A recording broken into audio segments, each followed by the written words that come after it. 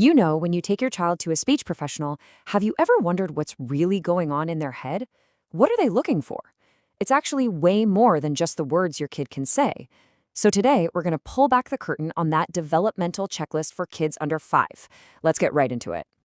Okay, so here's our game plan. We're going to start with the first look and listen, then get into the difference between expressive and receptive speech. We'll unpack what your child says, decode what they understand, talk about that amazing vocabulary explosion, and then wrap up with the milestones from that all-important first year. All right, first up, the first look and listen. So before a professional even starts thinking about words, the assessment has already begun. It starts with just looking and listening. You can think of it like building a house. You got to check the foundation first, right? They're basically ruling out any physical stuff that could be getting in the way of speech development. So, what does that actually look like? Well, a professional's going to do a quick visual scan. They're looking at your child's general health, sure, but also things like the symmetry of their face. They'll even check out their tongue. Then there's a basic hearing check. Nothing fancy, maybe just speaking really softly to see if your little one turns their head. But you know what's one of the most important first checks they do? It's all about eye contact. Okay, so why all the focus on eye contact? I mean, it seems so simple. Well, it's because it's one of our very first ways of communicating, even before words.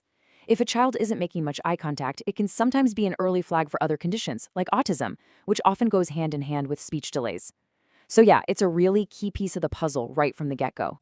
Okay, so once those initial physical checks are out of the way, we get to the heart of it.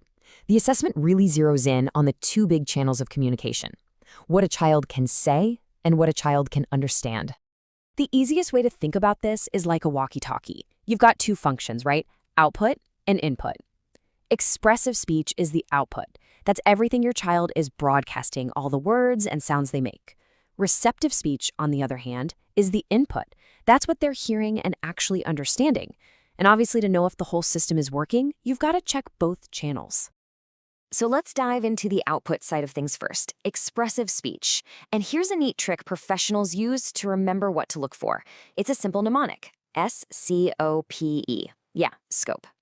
Scope is just a great way to break it all down. The S stands for a few things: sentence, song, and story. Basically, can they string words together? Can they remember a little tune? Can they tell you what happened in a simple way? Then the C is for count and color. These are more cognitive skills, but they're shown through language. You know, can they count to 5? Can they name red and blue? All of these are solid, tangible signs of how their expressive skills are coming along. And here is an awesome little rule of thumb, one you can totally use at home. Generally speaking, the number of words